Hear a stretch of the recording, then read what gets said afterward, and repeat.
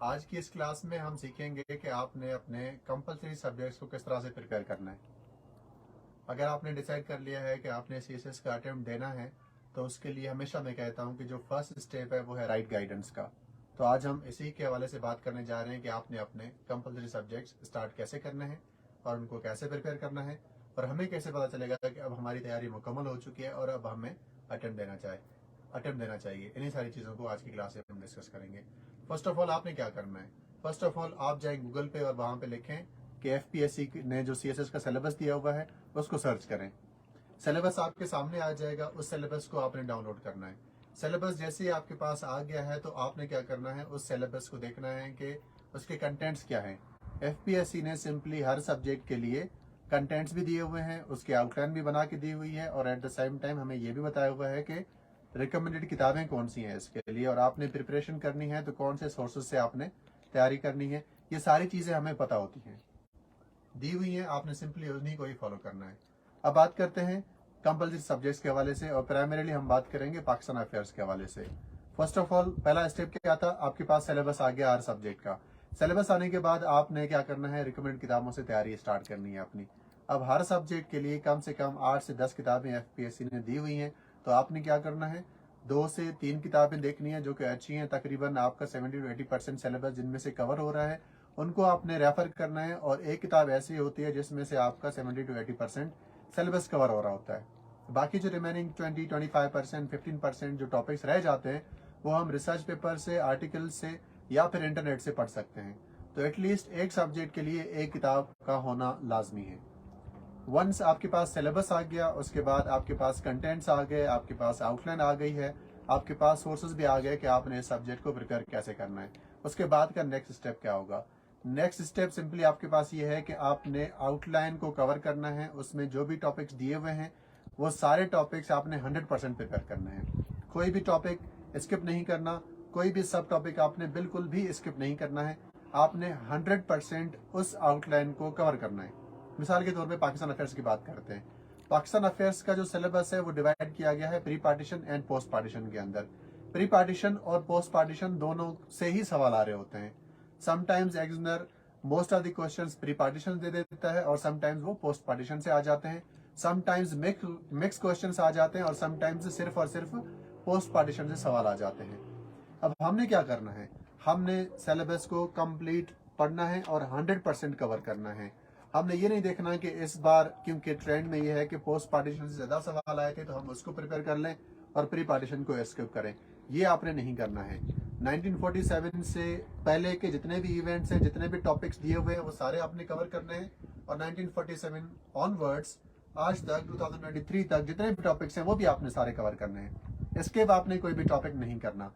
अब बात करते हैं कि प्री पार्टीशन और पोस्ट पार्टीशन के लिए जो सबसे अच्छी किताब है मेरी नज़र में वो कौन सी है, वो है brief history of Pakistan by James वेम ब्रेंडेट। ये किताब आप रेफर करें फॉर पाकिस्तान अफेयर्स। 70 to 80% आपका सिलेबस इस किताब में से कवर हो जाएगा। रिमेनिंग 15-20% जो चीज़ें हैं वो आपकी कहाँ से कवर होंगी, उसके लिए दूसरा सोर्स होगा आपके पास constitutional history of Pakistan by Hamid Khan. ये किताब है, इसमें इसका जो लास्ट चैप्टर है वो आपने प्राइमरीली पढ़ना है, जिसमें ये डिबेट है कि प्रेसिडेंशियल सिस्टम ज़्यादा बेहतर है या फिर पार्लियामेंट्री सिस्टम ज़्यादा बेहतर है, या फिर उसके अंदर अमेंडमेंट्स डिस्कस की गई हैं। जैसे कि आर्टिकल 6 का जिक्र है, उसमें 18th अमेंडमेंट का जिक्र किया हुआ है। प्री पार्टीशन की बात कर रहे हैं हम उस किताब के अंदर, तो वो किताब आपने रेफर करनी है। वन बाय वन सारी चीज़ें मैं आपको दोबारा से रिकॉल करवा देता हूँ। पहला स्टेप है आपने सिलेबस डाउनलोड कर लिया एफपीएससी का, गूगल से आपको सिलेबस इजीली मिल जाएगा।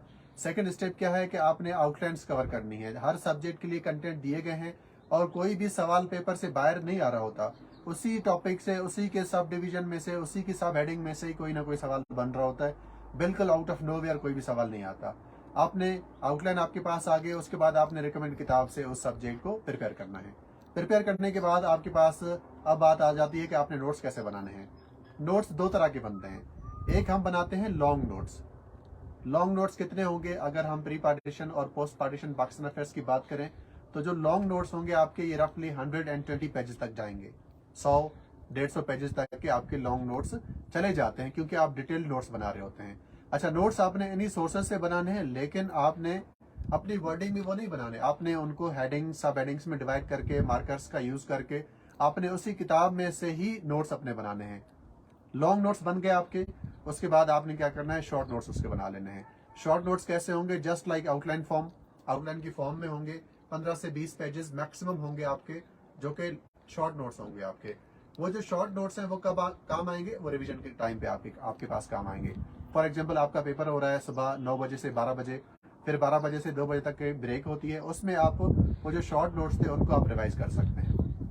रिवाइज हो गए, उसके बाद आप दूसरा पेपर अपना अटेंड कर सकते हैं। तो ये फायदा होता है आपके पास शॉर्ट नोट्स का। सिलेबस कवर हो गया, नोट्स बन गए, उसके बाद अब आपने क्या करना है, अब आपने कम से कम 2016 से लेके 2023 तक के पास्ट पेपर्स को सॉल्व कर लेना है, और ये हर सब्जेक्ट के लिए आपने करना है। ऐसे प्रेसिंग कंपोजिशन के अलावा उसके लिए कुछ स्ट्रेटजी हमारी डिफरेंट होगी, वो भी हम लेटर ऑन वीडियोस में डिस्कस करेंगे। और उसके अलावा आपकी जो भी क्वेश्चंस हैं वो सारे आप कमेंट में क्वेश्चंस अपने मेंशन कर दें। मैं कोशिश करूंगा कि वो सारे क्वेश्चंस आपके एड्रेस भी हो जाएं, और इन दी कमिंग वीडियोस उन लेक्चर्स को भी, उन क्वेश्चंस को भी हम एड्रेस कर रहे होंगे। तो आपने वो सारे क्वेश्चंस अपने बता देने हैं हमें, ताकि नेक्स्ट वीडियो में उनको हम एड्रेस कर सकें। 2016 से लेके 2023 तक के आपने पास पेपर सारे सवाल आपने सॉल्व कर लेने हैं। अब आपने क्या करना है, पहले नोट्स बनाने, उसके बाद पास पेपर्स को सॉल्व करना है। पास पेपर्स को देख के नोट्स नहीं बनाने, आपने कंटेंट को देख के, सिलेबस को देख के, आउटलाइन को देख के नोट्स बना लेने हैं आपने। वो बन गए नोट्स आपके, उसके बाद फिर आपने पास पेपर्स को सॉल्व करना है। 2016 से 2023 तक के आपने सारे क्वेश्चंस को सॉल्व कर लेना है। अब आप पूछेंगे सर इतना टाइम तो नहीं होता, इतना टाइम अगर हम एक सब्जेक्ट पे लगाएंगे तो बाकी सब्जेक्ट्स को कैसे प्रिपेयर करेंगे। तो अगेन, टाइम मैनेजमेंट भी एक इफेक्टिव चीज़ है। आपने टाइम मैनेजमेंट पे प्रॉपरली काम करना है, और टाइम बाउंड एक्टिविटी करनी है आपने, क्योंकि आपने जो प्रिपरेशन सीएसएस की करनी है वो गिवन फ्रेमवर्क में आपने करनी है, कि आपके पास 6 महीने है या फिर 1 साल है, उसके अकॉर्डिंगली आपने अपनी तैयारी करनी है। फॉर एग्जाम्पल, आपके पास टाइम कम है तो फिर आप हर क्वेश्चन को डिटेल में सॉल्व ना करें, 5 से 6 पेजेस तक आप सॉल्व ना करें, आप सिंपली उसकी डिटेल आउटलाइन बना लें 1 से 1.5 पेज तक की, जिसमें क्वेश्चन पॉइंट्स वगैरह भी आपके सारे ऐड हो जाएं, स्टैटिस्टिक्स भी आप ऐड कर दें। ये स्टेप आपने लाजमी लेना है, ये माइनस नहीं होगा आपकी प्रिपरेशन से।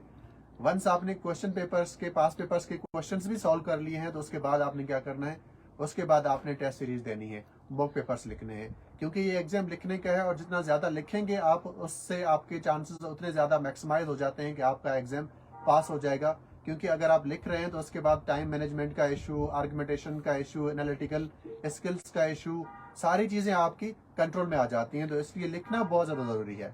एग्जाम में जाने से पहले आपने हर सब्जेक्ट के ऊपर इतना लिखना है कि एग्जाम में जब आप जाएं तो आपको कोई भी सवाल ऐसा ना लगे कि ये फर्स्ट टाइम आप लिख रहे हैं। जब भी आप लिखना स्टार्ट करेंगे तो आपको लगेगा ये सवाल तो आपने पहले किया होगा, ये सवाल तो आपका अटेंड हो चुका है, और क्वेश्चंस वही होते हैं। एग्जामिनर ने कोई एंगल चेंज करके पूछा होता है, सवाल वही है। जैसे कि इकोनॉमी ऑफ पाकिस्तान है तो वही पूछेगा एग्जामिनर के चैलेंजेस क्या हैं, इश्यूज क्या हैं, वे फॉरवर्ड क्या है, हम IMF के पास जो जा रहे हैं बार बार, इसको कैसे एंड करें, सेल्फ सफिशिएंट कैसे बने हम, या फिर एनर्जी क्राइसिस क्या है, पाकिस्तान की एनर्जी पॉलिसी क्या है, हमें सेल्फ सफिशिएंट कैसे होना है, हमने रिन्यूएबल सोर्सेज की तरफ स्विच कैसे करना है। सवाल यही होते हैं। जैसे ईरान न्यूक्लियर डील है तो उसमें चैलेंजेस क्या हैं, डीएस्केलेशन की तरफ हम कैसे जा सकते हैं। तो मोर और लेस क्वेश्चंस वही होते हैं, लेकिन व्हाट मैटर्स इज आपकी प्रैक्टिस। आपने सोर्सेज कैसे प्रिपेयर किए हैं, कहाँ से प्रिपेयर किए हैं, आपने फ्लो चार्ट्स, मैप्स, डायग्राम्स पे कितना काम किया हुआ है, आपने हेडिंग्स, सब हेडिंग्स कितनी बनाई हुई हैं, आप 35 to 38 मिनट्स में एक कितना बड़ा सवाल लिख सकते हैं, इंट्रोडक्शन कैसे लिख रहे हैं, उसका आउटलाइन कैसे बना रहे हैं, उसमें मैप्स, फ्लो चार्ट्स कैसे आप लिख रहे हैं, उसमें आप आर्टिकल्स का जिक्र कैसे कर रहे हैं, रिसर्च पेपर्स कैसे कोट कर रहे हैं, रिकमेंडेड किताबें, उनके रेफरेंसेस कैसे आप कोट कर रहे हैं। यही सारी चीज़ें आपकी मैटर कर रही होती हैं आपकी ओवरऑल प्रिपरेशन के अंदर। तो आज हमने बात की है पाकिस्तान अफेयर्स की, कि आपने पाकिस्तान अफेयर्स को किस तरह से प्रिपेयर करना है। अपकमिंग वीडियोज में हम बाकी सब्जेक्ट्स को भी कवर करेंगे। आज के लिए इतना काफ़ी है, मिलते हैं अगली वीडियो में, तब तक अपना ख्याल रखिएगा। Thank you so much.